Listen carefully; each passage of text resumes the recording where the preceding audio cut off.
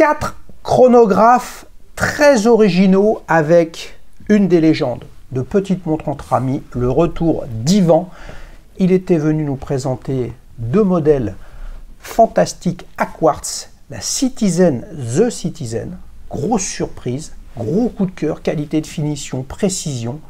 Il est venu nous faire une ode à la Casio MRG. Il aime les japonaises, mais là, il vient nous parler de chronographe. Vous allez voir 4 chronos très originaux avec des marques rares, voire jamais passées sur la chaîne. Restez avec nous, les amis. C'est parti pour un nouvel épisode de Petite Montre entre amis.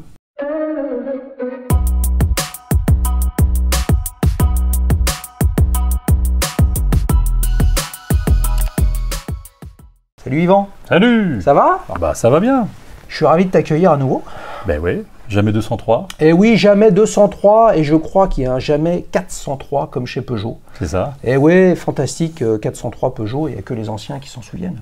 Ouais, ben je n'ai pas connu physiquement. Ah, ben moi non plus, mes parents m'en ont parlé de la moi, fameuse 403. Moi je suis arrivé à la 504. 504, très bien. Un jour, un épisode avec 4 montres cabriolet, dont la 504 cabriolet. Alors, on a dit chrono, les amis. Et là, on a comme première montre, il y en a 3 cachées dans la besace, mais là, on a un truc très très différent. Ouais. Qu'on n'a jamais vu, Une italienne ou une helvétique? Difficile à dire. Ça commence déjà à être compliqué, mais ça se prononce, je crois, comme ça, Eberhard. Jusqu'à maintenant, j'étais fou des petites japonaises. Et puis là, je suis revenu en Europe pour aller chatouiller... Ouh là là, il nous fait saliver, là. De l'helvétique élevée par des Italiens. Ah, fais voir. Alors là, les amis, c'est la toute dernière que je me suis offerte à la bourse horlogère de Besançon lors des 24 heures du temps, qui a eu lieu les 22 et 23 juin dernier. Porsche Design by Eterna. J'ai le modèle à quartz cadran blanc, mais sans le bracelet, et je cherchais le bracelet. Ben, j'ai pris le modèle auto, tritium, belle patine, fort sympathique, look 80s, on va dire. Mais la vedette, la petite Eberhard. Avant qu'on voit les autres montres, tu as Eberhard Extra Fort. Extra Fort, ouais. Extra Fort, pourquoi? Alors, Extra Fort, bonne question. Certainement parce qu'à la sortie de cette montre, il mettait en avant les qualités de solidité du boîtier. C'est une montre que je crois c'est une collection qui a commencé dans les années 40. Ah ouais? Ouais, et qui n'ont jamais cessé de produire. C'est un peu leur blockbuster, leur collection phare. Et c'est ça qui est intéressant dans la proposition. Bien sûr. Ouais. Je me souviens plus quel poignet il a. Ça se présente bien déjà. Si je peux passer la première partie, la deuxième. Ton procédé, je peux aussi. Pas mal, bien sûr. Ouais. Ah, c'est un tout petit peu trop serré, mais comme je suis en train de perdre du poids, peut-être que je vais la garder. Tu vois, si ça moi, tombe pas. Ah bah toi, tu y arrives pas. J'en prends en ce moment. On va peut-être pouvoir se rejoindre. Ouais, c'est pas mal, regarde. Dis donc, Eberhard, c'est complètement inconnu. Comment ça se fait, ça? Ben, ça n'a jamais été connu en France, ouais. Quand tu regardes même sur le marché vintage, au Bon Coin, tout ça, tu vois très peu de propositions de vente d'Eberhard de case. Ouais. Parce que c'est une montre, ça c'est une marque certainement qui a été très peu représentée par les AD depuis toujours, en fait. C'est une montre qui a toujours bien marché en Italie. Leur premier marché, ouais, c'était l'Italie, la Suisse évidemment, et à tel point que c'est une famille italienne qui a racheté. C'est ça, ouais, qui était, je crois, le distributeur de la marque sur le marché italien. Et Eberhard n'a pas échappé au marasme des années 70-80. Ouais. Mais ouais, donc ça veut dire que c'est une marque qui est très très visible, très connue et distribuée en Italie. Ouais, beaucoup plus, beaucoup plus. Parce que là, en France, il n'y a pas de distributeur en France. Si, il y a Okara.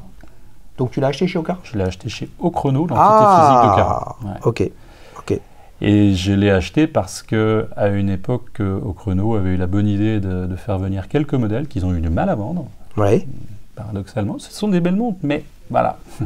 On va dire que la clientèle s'attache beaucoup au nom d'une marque plutôt qu'au produit en lui-même. Je ne me suis pas arrêté à ça. Enfin, si au début j'avais des a priori, je me disais qu'est-ce que c'est que ça, cette montre, ce chrono un petit peu canaille qui traînait dans un coin de la vitrine qui était soldé parce qu'il ne trouvait pas preneur. Je tournais autour un petit peu pendant un mois ou 2 mois, il ne partait pas. Ouais. Et Mais tu connaissais pas avant? De nom, mais très vaguement. Eberhardt. Je suis en train de me demander la traduction. Alors, attends. Non, ça ne vient pas du Eber. Ever. Art, ça veut dire rude, ça veut dire dur. Et Eber. Extra fort, extra dur. Ouais, ça doit être quelque chose comme ça. Ouais. On est bon, franchement, on utilise Babel pour parler dans une autre langue. Et voilà, et je l'ai essayé. Je me suis dit, mon Dieu, mais elle est pas mal cette montre. Avec ce petit bracelet entre le grain de riz et le président. C'est un bracelet, je trouve, canaille, très italien, très pilote de course, quoi, automobile. Et puis ce cadran classique, très années 40-50, mais pimpé, revu, avec une touche de noir et de rouge, comme ça, assez agressive, très course automobile. Ça m'a plu. Voilà, ça m'a donné envie de l'acheter et puis de boire des petits spritz sur une terrasse de café. J'arrive pas. Le spritz, bien sûr. Ah bah oui. Avec champagne ou pas champagne. Tu sais d'où vient le mot spritz? Non, il vient d'où? Ça vient de spritzen. Spritzen. C'était les Allemands. Ça vient d'injecter. Injection. Ouais. Parce que tu prends du prosecco et puis tu mets de l'apérole, et les Allemands avaient appelé ça Spritzen, Spritz, et les Italiens ont repris ça. Et c'est un très je ne suis pas un grand fan d'apérole. C'est une amertume qui me... Ouais, quand on s'est mis avec un peu de prosecco, ça passe bien. Ouais, ça passe pas mal. T'es bien, t'es assis, tu ne sens pas passer, puis quand tu te lèves là, c'est comme c'est une montre en quel diamètre? C'est une montre, je pense, en 39. Ouais, parce qu'elle fait... Quand on regarde le boîtier, qu'on se concentre dessus, effectivement en 39, mais elle fait un petit chouïa plus grande parce qu'en fait, il y a une toute petite lunette. Très fine, un peu comme sur une IWC portugaise. Ouais. Toi qui es grand fan de chrono, il y a une IWC portugaise là-dedans? J'aimerais bien, mais non. Ah là là. Donc vous pouvez déjà enlever de la liste des chronos potentiels la portugaise. C'est super original, cette intégralité de rouge. Elle est fine, mais elle est à la fois bien charpentée. Je ne sais pas ce que tu en penses. Oui. Hein? Bon, l'épaisseur du chrono automatique, il joue un petit peu. Ouais, mais ça, ce qui amène aussi sa taille qui semble-t-il être contenue, tu vois, c'est qu'elle a des anses très très courtes et courbées. Ouais. Mais ce qui ressort tout de suite, c'est l'omniprésence de ce bracelet acier, très original. Notamment avec ce N-Link, où il y a un espace entre le maillon de bout, donc le N-Link, et le premier maillon. Ça, regarde, c'est super original, ça, comme logique. Par contre, c'est intégralement en polymiroir. Donc ça, c'est un peu ce que tu vois quand tu dis canaille, c'est ce à quoi tu penses? Ouais, elle est assez rutilante. Et ça m'a plu. Elle doit exister. Et puis tu remarqueras que sur les graineries, en fait, chaque grainerie est polymiroir, et tu as l'impression d'avoir Tu sais, ces miroirs des années 70 où tu te reflètes de multifacettes. Ah oui, là, c'est assez rigolo. Je me vois, tu te vois en 50 fois. 38 fois d'un coup. Ouais. Bah, en tout cas, je l'ai remarqué, parce que faire les prises de vue de cette montre, c'est quand même pas... C'est une galère. C'est quand même pas évident. C'est pas une montre photogénique.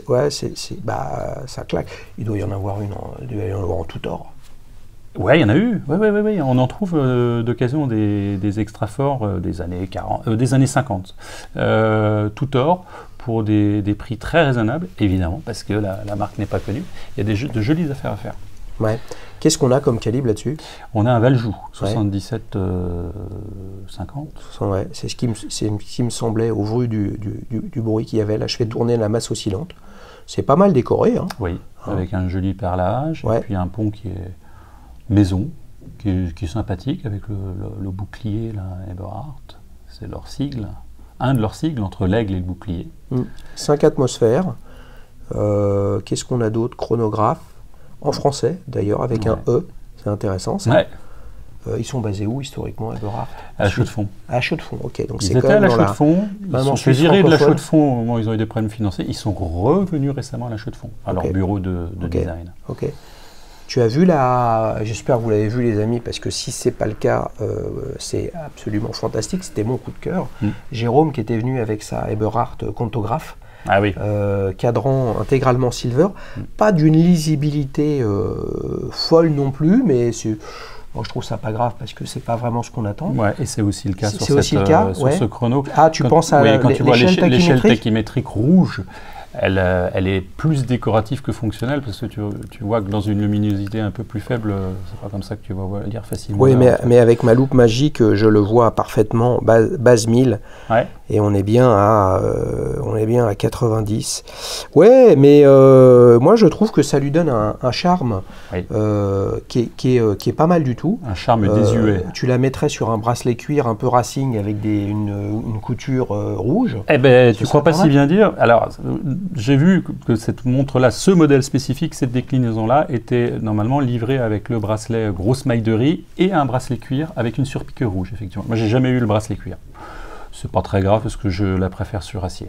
Voilà. Ouais. Mais c'est tout à fait possible. En tout cas, c'est bien usiné, hein, parce que sortir un bracelet comme ça, la boucle est impressionnante. C'est ce qui m'a plu. C'est de belle qualité. Toi, donc, tu l'as eu en solde, puisqu'elle ne partait pas, on va dire. Une très belle solde. C'est quoi le budget neuf? Le budget neuf, on était aux alentours de 3009, si je ne m'abuse, et je l'ai eu à plus que moins 40%. Plus que moins 40, bah oui. Donc là, ça devenait intéressant. Ouais, donc il fallait que nos amis d'Ochrono la sortent du stock, quoi. C'est ça.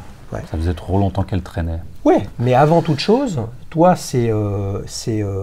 fait, c'est l'occasion qui a fait le larron. C'est-à-dire que tu la voyais, et tu t'es dit, tiens, il y a peut-être une belle opération à faire avec une montre qui est quand même très différente de ce qu'on peut voir aujourd'hui. Avec là, on a des aiguilles Dauphine en polymiroir.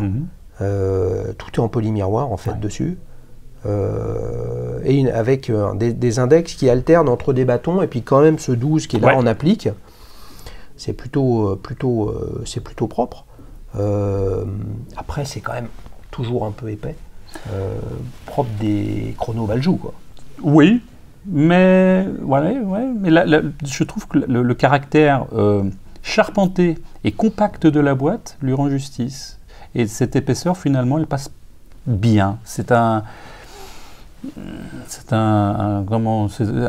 chrono comme un beau meuble de famille, tu vois ce que je veux dire, en bois massif, ce genre de bahut que tu reçois pour ton mariage, quoi. Et tu sais que tu peux compter dessus parce que tu peux taper dedans, il n'y a pas de problème. C'est costaud, c'est solide, c'est bien fait. Et puis c'est quand même aussi, même si c'est flashy d'un point de vue polymiroir, c'est une montre. Alors après, c'est un avantage ou un défaut, mais qu'on ne reconnaît pas. Ah bah non. Et puis d'ailleurs là, pour avoir la chance d'en trouver une autre dans Paris, tu peux t'accrocher. Ou ailleurs. Bon, peut-être en Italie, tu pourras en trouver. Mais, il y a Zénith, il y a quelques années, qui faisait, avant de vraiment, qui relance quand même de façon complètement structurelle le El Primero, puis avec toutes les innovations qu'ils ont sorties depuis, il y avait il a quand même aussi, même si dans ses attributs, tu parlais des années 40-50, mais il y a des choses quand même assez années 80 dedans, avec ce bracelet-là, par exemple. Il est très... je trouve qu'il est assez années 80-90. Ça me fait penser à, tu vois là, c'est ça, la Zénith El Primero Rainbow, qui peut me faire penser un petit peu à ce style de montre. Et moi, j'aime bien, parce que ça me parle en termes de génération. T'es un peu plus jeune que moi, mais on a quand même le souvenir de cette époque-là aussi. Allez, au moment où tu l'as acheté, tu étais en recherche d'un chrono, tu étais en recherche d'une montre. Est-ce que tu te souviens de l'état d'esprit dans lequel tu étais? J'ai toujours un faible pour les chronos. C'est une complication qui me plaît, qui est un peu, je sais pas, qui doit répondre à ma sensibilité de geek, parce qu'il y a ce côté technique qui rend pour moi, à mes yeux, la montre plus attractive. Mais comme tu l'as dit si bien, les achats horlogers chez moi se font, comme tu l'as dit, c'est l'occasion qui fait le larron. C'est-à-dire qu'il faut que j'ai la montre en main, il faut que j'ai besoin de l'amadouer, j'ai besoin de la ressentir, j'ai besoin de la rencontrer. Et c'était une chance de pouvoir avoir un modèle Eberhard comme ça en physique. C'était très très rare. Comme je te l'ai dit, je crois qu'il n'y a que Ochrono qui distribue la marque. À l'heure actuelle, ils n'en ont plus. On peut les commander uniquement sur catalogue, sur Internet. Et c'est bien dommage parce que c'est une montre qu'il faut ressentir pour pouvoir vraiment l'apprécier. tu vois, elle est difficilement photogénique. Mais une fois que tu l'as en main, tu peux ressentir la qualité du bracelet, la qualité de finition. L'haptique est hyper important dans cette montre. Ouais. Alors il y a quelque chose aussi qui rend... on a à la fois une montre très fine, mais aussi une montre qui est assez puissante. C'est que j'ai le sentiment qu'on a un entrecorne qui doit être peut-être à 22 mm. Ce qui est finalement assez rare pour un boîtier aussi petit, avec un bracelet qui est intégralement droit, tu vois. Quasiment, oui, il est droit. Comme un manchon, il n'y a pas de différence entre le... voilà, et ça, quand on aime une forte présence au poignet, on a une forte présence liée au bracelet et une boîte qui reste quand même visuellement assez petite. Oui. Ça donne des proportions qu'on ne voit pas en fait, je trouve. Grosse couronne là. Grosse couronne. Vraiment couronne vissée en plus, dis donc. Ouais. Ah ouais. Couronne vissée. Impeccable. Regardez ça. Avec un pas de vis qui marche bien. On va arrêter le chrono. Voilà. Et ouais, bah oui, ça marche bien. Une petite complication date à 6 heures qui est discrète. Ouais. J'aurais aimé que les sous-canteurs soient un petit peu creusés, tu vois. Le fait qu'ils soient juste appliqués en peinture. Ça manque un peu de relief. Ça, c'est le seul reproche que je peux lui faire. Ouais, mais ça, c'est parce que tu as une speed, non? Tu dois avoir une speed avec ton step dial. Mais a-t-il mis la speed à l'intérieur? Restez avec nous, on va le savoir. Je te referme la couronne. Si tu avais un petit adjectif pour la décrire, celle-ci, Yvan, ce serait quoi? Canaille. Ah, canaille! Aïe, aïe, aïe, aïe, aïe, aïe. C'est un adjectif, ça? Pas vraiment. On va dire que oui. Ah, on sent le fan d'Eddie Mitchell, de Johnny. Canaillou. Ah, le que petit. Ah, canaillou, c'est pas tout à fait la même. T'es un petit canaillou. Voilà, alors, c'est ça. On enchaîne pour le deuxième chrono. Là, donc il y en a encore 3. Qu'est-ce que je prends là, là ou là ou là ou là? Allez. Une main innocente. Je vais tirer au sort. Je vais aller là. Si innocente que ça. Je sais pas ce que j'ai. Ça a l'air d'être une Baltique, ça. Ça pourrait être une Baltique. Non, une Furlan-Marie. Je sais pas trop ce que c'est. Ouh, ah bah non. Ah là là là là là là, vaste sujet, là on va se régaler les amis. Là on a une, ben, je ne sais pas, on a une Seagull, c'est ça? Une Seagull 1963. La fameuse Seagull 1963 qui est une réédition d'un modèle plus ancien, je crois. Hein. Qui est une réédition d'une montre, d'un chrono chinois qui avait été... en fait, l'armée chinoise voulait équiper ses pilotes d'un garde-temps et ils avaient demandé à l'usine de l'époque, je pense que ça devait être Seagull, ça ne doit peut-être pas s'appeler Seagull, je ne sais pas, de leur fournir des montres, à peu près 2 ou 3 000 exemplaires d'un chronographe. Ouais. Et voilà, c'est une histoire qui a fait un peu la légende là-bas. Et au moment de la vague du néo-vintage, à la fin au début des années 2010-2015, les Chinois ont saisi cette opportunité de relancer ce modèle très peu connu et d'en faire un gros succès commercial, parce que tu as... Oui, parce que j'en ai croisé quelques-unes. C'est la première fois que je la porte comme ça. Je l'ai vue au poignet de gens. Là, on a clairement un chrono. Tu as la quintessence de la montre chinoise. Là, tu peux dire que c'est 100% chinois. Ouais. Ils emboîtent un mouvement maison qui est une ressucée du Vénus 163, si je ne dis pas de conneries, qui a été les plans. Alors, la licence de ce mouvement a été rachetée aux Suisses belges, pas dans les années 60, mais un peu plus tard. Et voilà, ils n'ont pas arrêté de. Ils l'ont un petit peu amélioré. Ils l'ont fabriqué à la sauce chinoise, c'est-à-dire à très grande échelle et sans les finitions made in Europe, mais ça marche plutôt pas mal, ça coûte pas cher. Ça coûte combien ça? Ça coûte 200 balles. 200 balles. Tu peux même la trouver un peu moins chère. Il y a différentes provenances. Il y a 2 usines qui se disputent la paternité de ce, entre guillemets, chronographe historique chinois. Il y a Seagull, la maison mère, qui a sorti ce chronographe en édition limitée, paraît-il, à 500 pièces. Assez cher, entre presque 1000 euros, je crois, ou 1500 balles, ça dépend. Et l'usine Red Star, qui fabrique aussi cette montre avec une définition quand même assez qualitative. Et puis tu as d'autres usines encore chinoises. Le modèle n'est pas déposé, donc tout le monde peut un peu en faire si tu veux. Voilà. Puis quand bien même il serait déposé... Là, les Chinois, de toute façon, par définition, la copie est dans leur ADN, dans leur culture. Donc déposer un dessin, ou voilà, c'est pas leur truc. Alors qu'est-ce qui t'a séduit là-dedans? Ben, tu vois, ce qui m'a séduit, c'est que je voulais avoir entre les mains, avoir le cœur net, avoir entre les mains, si tu veux, une montre dont les matériaux sont chinois. Et, comment te dire? Moi, il y a un truc qui me pose un problème dans le business de l'horlogerie actuelle, c'est que quand tu achètes une montre suisse, allez, à partir de 1000 euros, 2000 euros, 3000 euros, une montre française, des micro-marques, etc. Tu achètes... il y a deux choses que tu achètes dans un objet. Tu achètes le signifiant et le signifié. Le signifiant, c'est l'objet, sa matière, comment il a été fabriqué, etc. Et le signifié, c'est la marque, c'est tout le folklore qu'il y a autour, c'est le rêve qu'on te vend.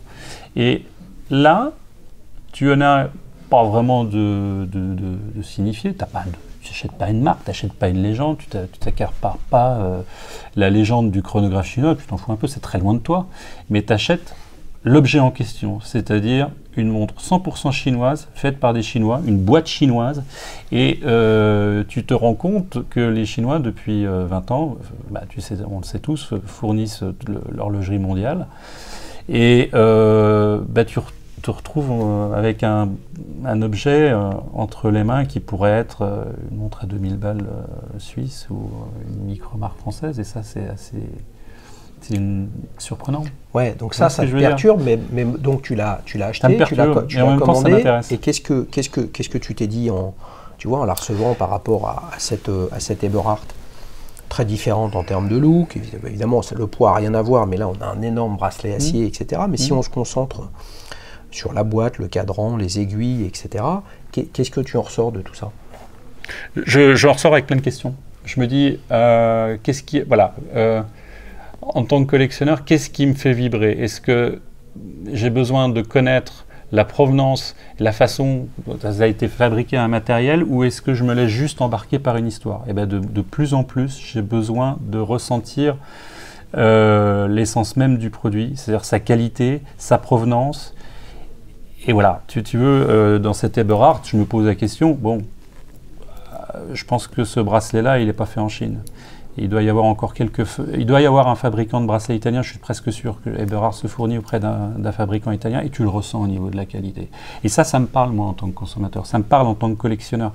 Cette montre-là me dessille les yeux sur mes comportements d'achat et sur le fait qu'il faut que je me calme un petit peu avec certaines marques qui me vendent très très cher un produit finalement qui va me coûter 200 balles quand il est réellement chinois. Ouais. T'as compris? Tu vois, ouais, mais c'est compliqué, tu vois. En fait, moi, je crois que les questions que tu te poses, ouais, on se les pose tous, ouais, on les pose aussi, et on n'a pas forcément des réponses, puis parfois on a des réponses, et puis elles évoluent parce qu'on voit les choses différemment. Moi, ce que j'aurais envie de partager avec toi et avec vous tous, les amis, il y a quelques mois, j'étais à Genève pour la semaine horlogère. À cette occasion, tu as l'opportunité de discuter avec plein de gens. C'était le cas aussi à Besançon il y a quelques jours. Tu discutes avec des industriels. Ouais. Tu vois, des gens où la question de la marque et du produit fini, en fait, c'est pas le sujet. Celui qui fait des platines, qui fait de l'usinage, qui fait des bracelets, etc., etc. Moi, je crois simplement que la Chine, s'il y a bien des gens qui savent fabriquer des choses d'un niveau de qualité, et tout dépend ce qu'on met dans la qualité, extrêmement abouti, c'est bien les Chinois. Mais compte tenu de leur taille, de leur capacité financière, de la géographie, de la population extrêmement importante, ils savent faire du très précis, notamment dans les nouvelles technologies, et de l'autre côté, des énormes volumes, peu chers. Et donc on en revient à mon triptyque, toi tu en parlais différemment, mais moi je dis quoi, comment, pourquoi. Là le quoi, là on est sur un chronographe type vintage réédition d'une quelques centaines, peut-être 1 millier, 2 milliers de montres portées par les pilotes de la l'armée de la République populaire de Chine, Ouais. une logique de rêve et de transposition pour nous, Européens et Français, Oui. qui correspond absolument à Ah, rien. rien. Voilà, c'est pas Pépé Boynton auquel on pense Bien sûr. avec cette montre-là. Moi qui suis pas plus branché chrono que ça, entre guillemets, ben moi cette partie-là, moi, me touche pas. D'accord ? Bien sûr. Donc en fait, le quoi, personnellement, bah, ça m'intéresse pas plus. Le comment, bah, c'est intégralement fabriqué en Chine. Bon, bah, très bien. Comme plein d'autres marques, tout parti. Voilà. Donc le sujet, c'est est-ce que c'est bien fini, c'est de qualité, ces trucs, etc. Ouais, Franchement, pour le prix, c'est extrêmement bien fini. Voilà. Et puis bah, sur le pourquoi, bah, en fait, pour le pourquoi cette montre, pourquoi elle est faite, quelle est l'idée des gens qui sont derrière, qu'est-ce qu'ils veulent amener, quel message ils veulent amener, ça c'est ma partie un peu cérébrale, poétique, philosophique, etc. Bah, là, c'est le vide de Néandertal. Bien sûr. Donc de fait, qu'elle soit à 200 balles ou qu'elle soit à 20 000, et dans les deux cas, à une qualité perçue et une sorte de rapport qualité-prix. Donc vous comprenez pourquoi le rapport qualité-prix, moi je m'en fous, parce que c'est la dimension du rêve et le dépassement et l'interrogation qui me préoccupe dans une montre. Bah là, moi, j'y vois rien. En fait, j'y vois pas plus d'intérêt que ça. Et avoir une belle montre ou pas à 200 balles, en fait, peu importe. Je veux dire, si elle me plaît et qu'elle est à 200 balles, bah, je suis super content. Si il y en a une qui me plaît, elle est à 20 000 balles et que je peux l'acheter, ce qui n'est pas le cas, bah, je serais super content. Puis tu vois, il y a un cas où tu peux te dire j'en rêve, et dans l'autre cas tu te dis bah non mais j'en rêve pas, mais elle me plaît et je l'achète. Donc en fait chacun voit son truc. Mais moi sur ce produit-là, en fait je sais pas à quoi le rattacher. Il n'y a pas un artisan auquel tu peux t'identifier, il n'y a pas un savoir-faire manuel que tu aimerais réussir à avoir, il n'y a pas un storytelling qui moi me touche. Donc en fait bah, c'est un produit. Et donc c'est un produit qui est inerte, et donc s'il n'y a pas de sens, bah, j'ai du mal à accrocher, quoi. Bah, je te dis, alors bon, plus prosaïquement, j'y trouve un sens parce que pouvoir s'offrir un chronographe pas mal fini à peu près 200 €, ça a plutôt du sens pour de jeunes qui veulent s'intéresser à l'horlogerie et qui n'ont pas encore les finances. Tu vois, tu prends un risque de t'acheter un chronographe pour 200 balles, ça te... Bien sûr, mais tu as entièrement raison. Ça te fait découvrir la culture horlogère à peu de frais, voilà. Et l'horlogerie mécanique. Et l'horlogerie mécanique. Et par la suite, tu te dis, bon, je vais peut-être aller vers un grand classique en me disant, bon, voilà, ça y est, je suis décidé, la complication me plaît, le fait d'avoir un spiral qui tourne, ça me parle, etc. etc. Donc ça c'est bien. Prosaïquement, c'est une très très bonne chose. Et pour un collectionneur, moi ça m'ouvre les yeux sur l'état du marché, sur la philosophie du business horloger depuis les années 70. Quel est le premier organe d'une montre qui a été externalisé vers les pays asiatiques dans la fabrication? C'est une question que tu poses. Les boîtes? Les boîtes, les boîtiers. C'était la partie la plus simple à faire dans une montre. Et vu que le coût de la main-d'œuvre n'était que croissant dans les pays occidentaux, en Suisse et en France, on s'est dit on va les faire fabriquer d'abord à Taïwan, Hong Kong et ensuite la Chine. Et petit à petit, on a délaissé un savoir-faire et on l'a transmis à l'autre bout du monde. Et au bout d'un moment, ça me pose un problème, si tu veux. Parce que si c'est pour fabriquer une montre qui a un aura, comme, je sais pas moi, une marque suisse, on va pas citer des marques, je sais pas, Hamilton, Tissot, des choses comme ça, tu achètes le rêve et puis tu passes, t'oublies que finalement la montre n'est pas vraiment, entre guillemets, authentique, à part le mouvement. Mais là où ça commence à poser des problèmes, c'est sur des néomarques qui t'apportent une histoire toute faite, cousue de fil blanc, et ils ne peuvent pas faire grand-chose, les pauvres, c'est normal, ils n'ont pas de recul, ils essaient de se construire une histoire, mais comment se construire une histoire sur une base qui est physique, qui est quasiment faite, qui est faite au bout du monde? Tu conçois ta montre sur plan, là, sur un ordinateur, et puis... c'est là moi, ça m'embête, si tu veux. Oui, mais non, mais moi aussi... Bien que la provenance, les histoires de provenance dans l'industrie horlogère sont extrêmement opaques. On ne veut rien dire, c'est des secrets. Et je pense que ces choses-là, ça va être une vraie problématique dans les prochaines années parce que les consommateurs sont en quête de sens. Quand tu manges un fromage AOC, par exemple, je sais pas, au lait cru, un camembert fermier, ben, en même temps que tu le manges, tu t'accapares la matière dans ta bouche et tu la goûtes. Tu prends beaucoup de plaisir à sentir, à toucher le produit, et en même temps, tu rêves de cette fabrication, je sais pas, du fermier dans sa petite campagne normande qui allait traire ses vaches, etc. Mais moi, j'ai envie de transposer ça aussi un peu à l'horlogerie. Et cette montre-là, vraiment, m'ouvre les yeux là-dessus. Là, c'est un sujet que je connais bien, puisque je connais bien le Calvados et le Pays d'Auge, hein, justement, et comment est fabriqué le camembert, etc. Donc la notion de terroir, etc. Oui, mais tu as un pan entier du marché qui te dit et qui te propose de manger du camembert à base de lait d'amande. Et là, on en revient donc où quel est le sujet? Le sujet, c'est le goût. Le sujet, c'est de se projeter sur le pourquoi ce fromage. Ou alors, le sujet, c'est de se projeter sur, oui, mais la fabrication d'un fromage, c'est mal parce qu'on exploite une vache, on la torture, entre guillemets, à lui faire grossir l'épi, etc., pour qu'elle produise le plus de lait possible. Donc on voit bien qu'en fonction de où tu regardes les choses, ça te touche ou ça te touche pas. Et puis le storytelling dont tu parles, l'histoire en carton qu'il faut construire, et puis si on y arrive des années et des années après, ça devient une histoire qui a un passé, et c'est ça qui est difficile à construire.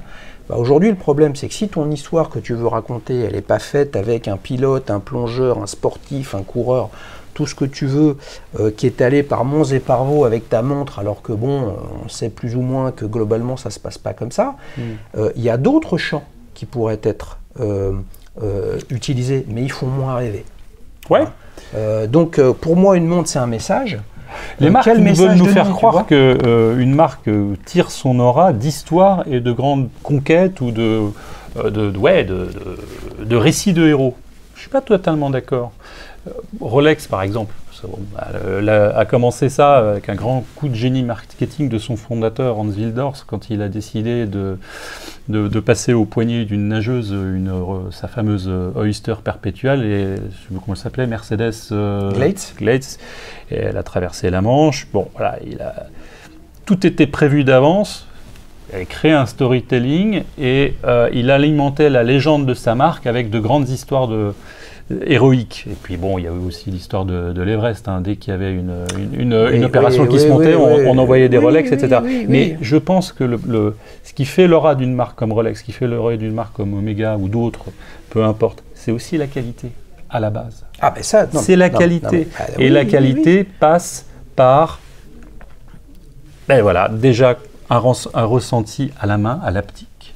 Comment on peut évaluer la qualité d'une Eberhard si on ne l'a pas eu en main? Ça pose un gros problème dans la distribution en France, parce qu'ils ne pourront jamais vendre de montre s'il n'y a pas une boutique physique où tu ne peux pas choper et ressentir la montre, la jauger.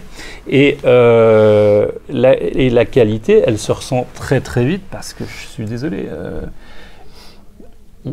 en Europe, on fait encore quand c'est made in Europe, on sent vraiment un gap de qualité supérieure.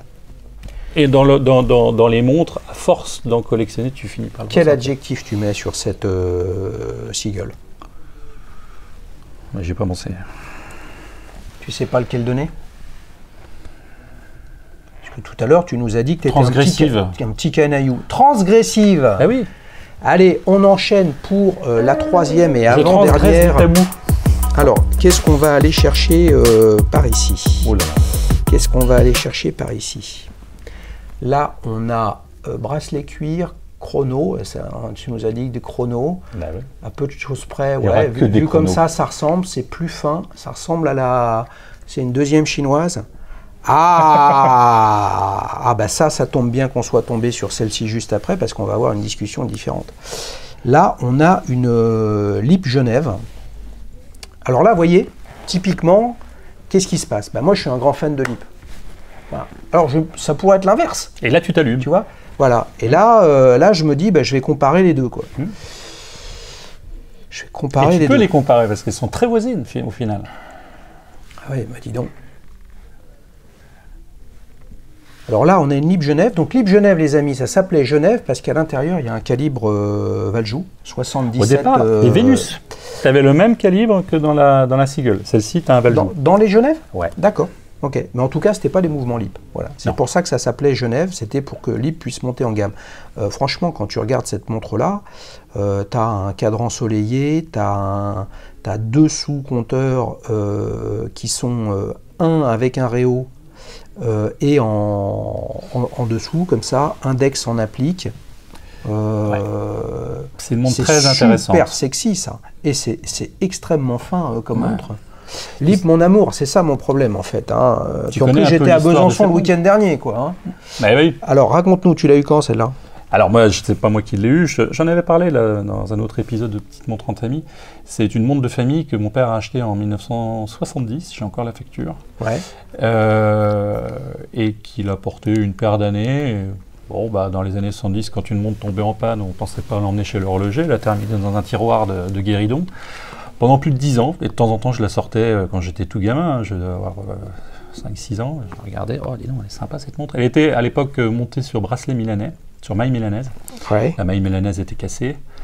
Et quand je suis devenu ado, j'ai demandé à mon père s'il était d'accord pour me l'offrir et pour me la retaper.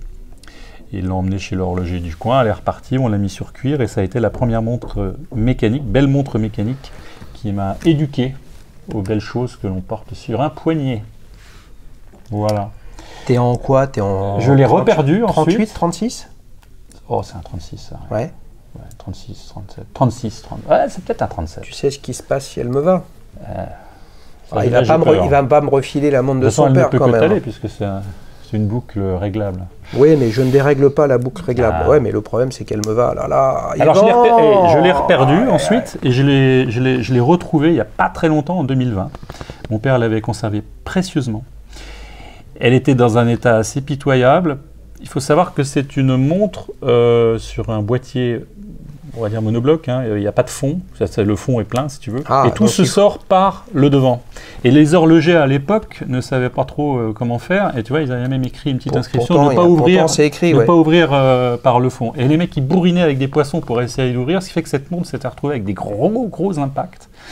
Et je me suis dit, allez, je vais lui faire une belle restauration. Je l'ai confiée à mon horloger, l'horlogerie du Passage. Très bon horloger du côté de Paris. Une petite équipe de jeunes très sympathique. Dans une petite boutique à l'ancienne, jolie comme tout, dans une petite rue pavée piétonne là derrière. C'était le quartier des fabricants de meubles, ébénistes et compagnie. Et j'aurais dit que tenter de la sauver. Je voudrais qu'elle retrouve son éclat de jeunesse et sentimental, ça appartenait à mon père. Et alors, qu'est-ce qu'elle avait d'abîmé dessus alors? Elle avait un très gros impact sur la boîte, là au niveau de la lunette, de gros impacts à l'arrière. Ah ouais, il y a un mec qui l'avait attaqué au tournevis. Ouais.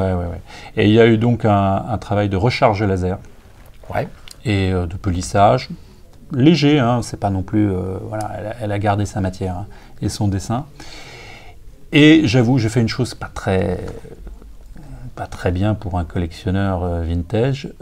J'ai retrouvé un cadran neuf de stock, parce que le cadran original avait subi un impact aussi, parce qu'il y avait eu un gros éclat de... Je crois que le plexi avait pété, ce qui fait qu'il y avait un gros pec là sur le cadran. J'ai gardé le cadran original de côté et j'ai mis un cadran neuf de stock. Ce qui fait que tu as un léger différentiel entre le cadran et le réo.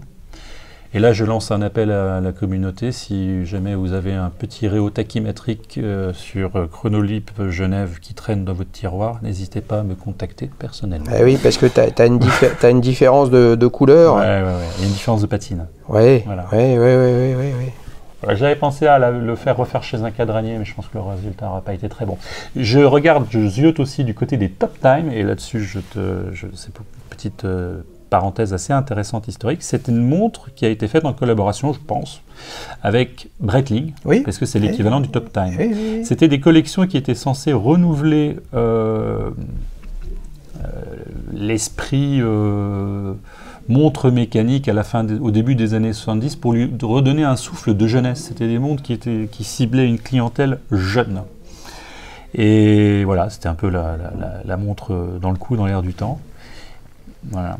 Et il y a eu plusieurs déclinaisons, il y a eu des cadrans circulaires, il y a eu des cadrans coussins, Il y a eu des finitions Oui, bien sûr. dorées, il y a eu un petit peu de tout. Non, mais il y a eu beaucoup de choses. Vous avez le bouquin sur l'IP, je me souviens plus de son titre, mais écrit par Marie-Pierre Coutan, pardon, où vous avez beaucoup de la gamme LIP Genève, Panda inversé. On avait Cédric qui est venu sur la chaîne. Ouais. Si vous en cherchez une, Fred Libwatch sur Instagram en vend une, puisqu'il m'a écrit il y a quelques jours, puisque j'étais à Besançon. Il allait en vendre une. Non, une comme ça, une Bicompax. Très sympa. Et moi j'adore en fait d'être tombé sur ces deux côte à côte, parce que d'un côté tu as un tissu historique. Je vous invite vraiment à aller à Besançon. D'abord, c'est une ville magnifique. J'y étais jamais allé. Le vieux Besançon, dans la boucle du Doubs, c'est très grand, extrêmement bien conservé, des bâtiments absolument magnifiques. Et puis vous avez la citadelle forcément au-dessus à visiter qui est sympa, et le musée du temps.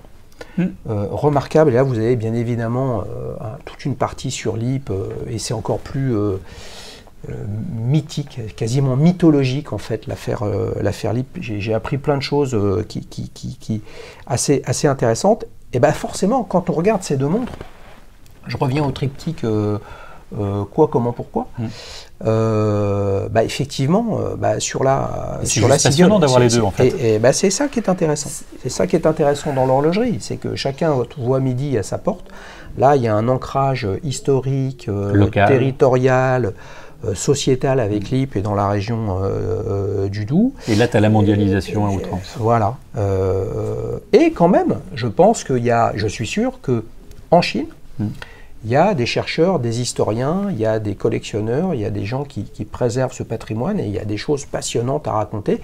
Et il y a sûrement en Chine quelqu'un dont le père était pilote dans l'armée chinoise et qui avait cette montre. Tu vois ? Je pense que pour les Chinois, les Chinois sont un peuple d'amateurs de montres. Une des premières choses qui est arrivée sur le marché chinois quand le communisme a dérégulé le marché communiste, quoi, et qui sont ouverts au capitalisme, ils avaient le droit d'importer des montres suisses. Et les Chinois se sont rués au début des années 2000 sur les montres suisses, et ce sont devenus des experts et vraiment des passionnés de montres mécaniques. Ouais, mais tu vois, quand tu regardes les deux, tu le feras quand on ira piocher sur la dernière. Ouais. Quand tu regardes les deux comme ça, l'horlogerie à un moment, c'est une affaire de micro-mécanique, de toutes petites choses, et donc d'une succession de micro-détails. Ouais. La différence en termes de proposition, là je ne parle pas d'esthétique et de goût, la différence de proposition en nombre de petits détails sur le cadran, les appliques, les chemins de fer, les inserts de tritium, etc., tu regarderas que sur cette Seagull, mais c'est ce qui explique le prix aussi. Tu regarderas sur cette Seagull, là on a un cadran qui est complètement à plat imprimé, étampé tout simplement, avec des index, etc. Non mais là, je n'adhère pas au terme dégueulasse ou pas dégueulasse, je parle de la succession de détails. Regarde les détails du boîtier, etc. Sûr, et pour le coup, franchement, là vous avez une différence d'épaisseur. Si tu reviens sur le cadran, regarde le soleillage de la LIP. Un soleillage comme ça, tu ne le retrouves plus que chez Rolex sur certaines Oyster perpétuelles. La finesse du soleillage, quand tu as l'œil un petit peu exercé, tu le retrouves nulle part ailleurs. C'est superbe. Oui, et puis après, là, regarde, toi, tu as galéré pour la faire refaire. Elle avait été abîmée, etc. C'est une pièce d'une grande valeur sentimentale pour toi, extrêmement importante. Donc la valeur économique, c'est pas le sujet. Non. Là, tu as un no-brainer. En fait, celle-là, même si pour beaucoup de gens, ne l'oublions pas, 200 balles pour acheter un truc qui sert à rien parce que vous l'avez leur gratos sur votre téléphone, c'est de l'argent.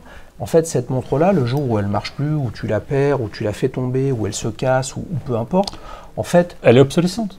Voilà. Tu la jettes. Voilà. Tu la jettes comme un iPhone, tu la jettes comme une paire d'AirPods. Ça a pas beaucoup d'importance. Mais d'un autre côté, quelqu'un qui veut démarrer dans l'horlogerie mécanique et qui veut aller sur un chrono avec quand même un côté historique, mine de rien, c'est quand même un choix qui peut être intéressant, même si moi, à titre perso, j'adhère pas du tout. Cet objet devient un patrimoine, et ça, c'est quelque chose qui représente la fin de l'histoire, on pourrait dire.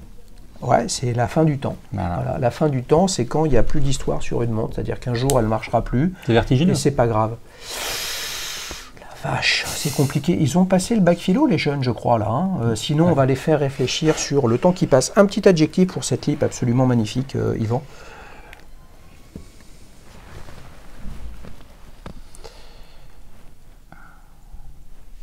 Il n'y en a pas.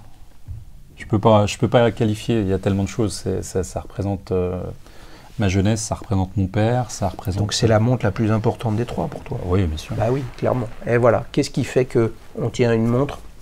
Qu'est-ce qui fait qu'elle a de la valeur? Vous voyez bien que c'est pas la marque, vous voyez bien que c'est pas son prix, c'est pas son look, etc. Mais c'est en fait, qu'est-ce qu'il y a de nous à l'intérieur de cette montre? On enchaîne pour la dernière? Allez. Alors là, c'est un chronographe. Un chronographe, c'est parti. Oh là là, il m'a ramené encore un truc dont il a le se. Ah, je perçois pas du tout. C'est-à-dire que là, il y a un bracelet. N'oublie pas mon amour pour les petites japonaises. Seiko Vintage. Ah, t'es pas loin.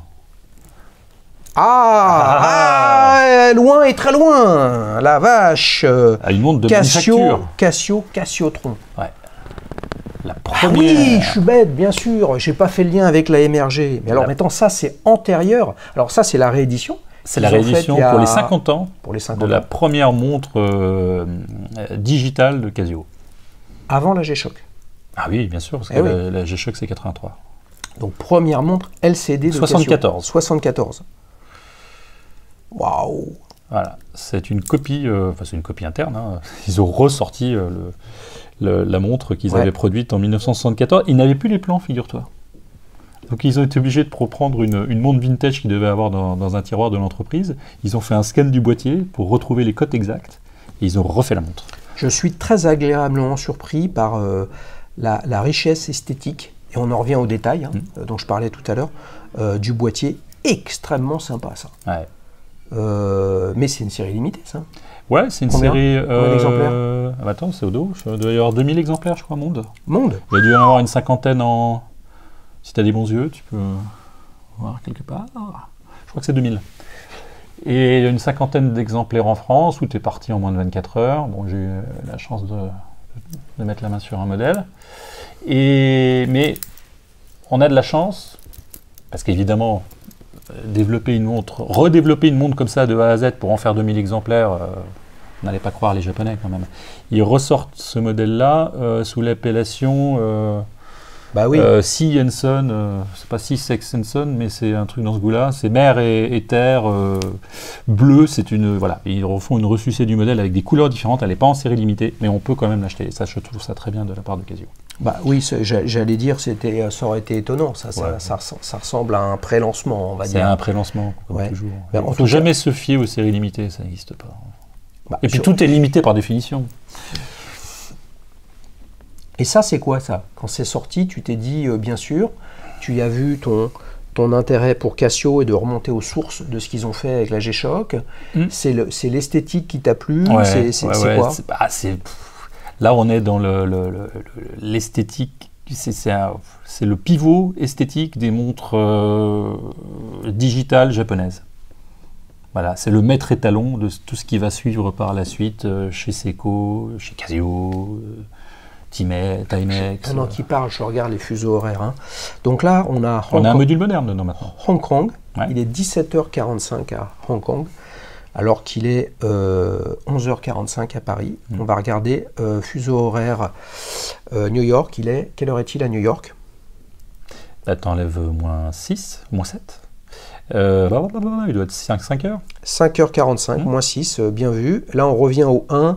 Attention, au 1, nous sommes à Athènes. Athènes, là, il est l'heure de bouffer. Hein. Ah, il est l'heure de bouffer, oui, il ne faut pas qu'on tarde, etc. On a dépassé l'apéro. Combien ça coûte une montre comme ça On est à moins de 499. Ah ouais, mais il fallait être élu aussi. Pardon? Il fallait être élu. Il fallait réagir très vite. Il fallait cliquer en moins de 2 secondes sur Internet ou bien connaître quelqu'un dans la boutique. Mais c'est la légende de la Casio MRG. Je veux dire, qui a fait une déclaration d'amour aussi puissante et sincère que toi sur la Casio MRG. Elle était belle. Eh oui. Elle est belle, elle est toujours belle. Eh oui. Bah oui, elle est toujours belle. Elle te va bien. Moi, Tu franchement, devrais repartir avec celle-ci, en fait. franchement, elle me va bien. Mais alors, va je s'arranger. vais vous dire un truc qui me fait rire tout de suite. En fait, c'est, je vous dis, je suis agréablement surpris par l'appréhension de la montre, etc. Le Fat Link, là, il est Et joli puis, comme tout. ouais, voilà. Avec le Et petit quand je numéro regarde central. ça ressemble à au bracelet des Speed 2915 Ouais. historiques. Absolument. Même si là, les hauteurs sont différentes, mais c'est assez sympa. Et le Il y a boîtier de beaux avec l'angle détails. cassé, là, comme ça, c'est assez rigolo. Franchement, il y aurait moyen de s'inspirer pour quelques autres marques de la richesse esthétique de ce boîtier qui est quand même pas mal du tout.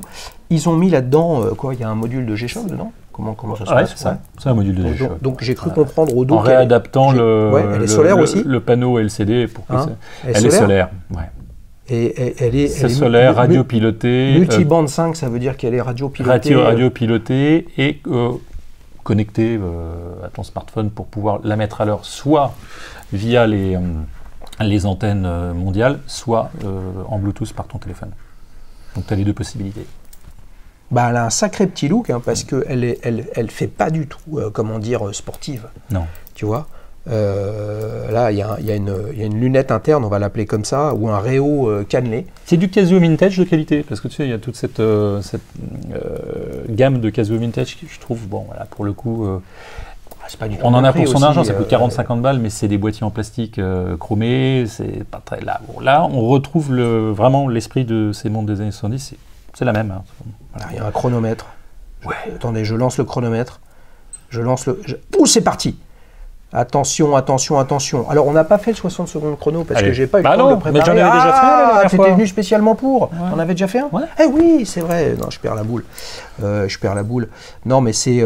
comment tu arrives à faire cohabiter tout ça dans une collection? Parce que ça, c'est vraiment une... Tu vois, tu as d'un côté une marque historique, Eberhard, très peu connue, parce que rarement et voire pas du tout distribuée en France. Tu as LIP. LIP, c'est le phare de l'industrie horlogère. Tu as la chinoiserie qui déferle sur le monde, qui est de plus en plus qualitative et qui a une la histoire, chinoiserie originale. Voilà, une histoire AOP. industrielle, somme toute, Ouais. avec des capacités de production phénoménales. Et puis là, tu as un phénomène de société. Ouais. Avec Casio, mais c'est pas la G-Shock. Et c'est intéressant parce que ça montre aussi que Casio a eu sa Casio Vintage, et là revient avec une logique de réédition. Et là, le jour où une marque arrive à faire des rééditions, c'est que ça veut dire que sa marque est extrêmement puissante. Elle est installée. Oui, Elle a le droit de regarder dans le rétroviseur. Exactement, puisqu'en fait, les amis, on ne naît pas, on devient. On ne naît pas marque au sens du verbe naître. On est une marque. Mais pour être une marque, il faut le devenir, et ça prend du temps, etc. Comment tu fais cohabiter tout ça Ça me pose aucun problème. Bah, c'est en fonction de mes envies et de mon humeur, et de mon mood du moment. Ouais. Je peux avoir envie de porter une montre digitale japonaise typée années 70. Je peux avoir envie de nostalgie et de retour aux sources avec la LIP. Je peux avoir envie de me prendre pour un Italien en goguette avec mon Eberhard.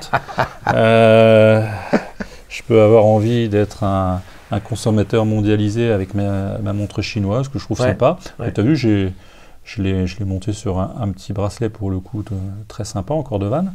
Et puis voilà, ainsi de suite. Je pense que c'est l'éclectisme qui est intéressant dans une passion. Bien sûr.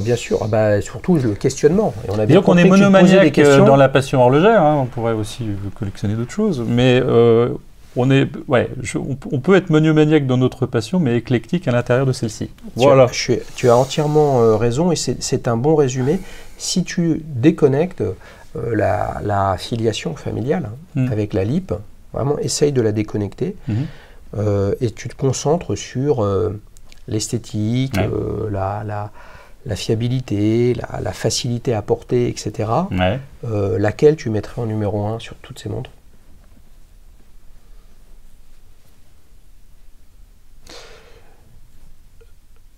L'Eberhard. Eberhard? Ouais, parce que là, ça touche ma fibre d'amateur de chrono classique, quoi. Voilà. Donne-moi un chrono et je serai heureux. Donne-moi un chrono et je serai heureux. C'est la conclusion de ce battle avec un collectionneur, en fait un petite montre entre amis puisqu'on est dans le canapé et on parle de montre et de passion. C'était Yvan Le Retour, merci beaucoup d'être revenu sur le canapé. Ça m'a fait plaisir, tu ne veux pas savoir à quel point. Eh bien oui, puis je suis sûr qu'il va revenir les amis. Pour participer, www.dailyshoots.fr tout simplement. Si vous voulez que d'autres personnes viennent, il faut liker et commenter cette vidéo pour faire progresser la chaîne. Et puis bien sûr, si vous avez des montres, quelles qu'elles soient, vous voyez là il y a une diversité, on est sur du Casio, on est sur du chinois, on est sur du suisse, on est sur du français. La plateforme Dailyshootz, il y a plus de 1750 marques, on va bientôt dépasser les 3000 avis sur plus de 1100 modèles grâce à vous, où vous racontez votre montre avec vos mots, avec vos émotions et avec vos photos, tout ça de façon confidentielle, personne ne viendra vous embêter. Par contre ça donne des idées aux autres. Ouais. Et là, vous en avez plein des idées à différents prix, puisqu'on est à 200 € sur une Seagull 1963. On est à probablement aujourd'hui, avec les augmentations de prix, si vous en trouvez une neuve, à 3500 4000 pour une Eberhardt. Et puis vous avez la Cassiotron et vous avez la Lib Vintage, on va dire entre 1000 1500 €, on va dire. Ouais. Donc il y en a pour toutes les bourses, il y en a pour tous les centres d'intérêt. Et ce qui compte, c'est que interrogez-vous sur ce qui vous fait passionner et vibrer, et puis allez-y. Puis quand ça change, ça change. Et c'est ça la passion. Absolument. On est d'accord? Ouais. Allez, salut. Au plaisir. À toi. Ciao. Salut les amis, à bientôt. Ciao, ciao.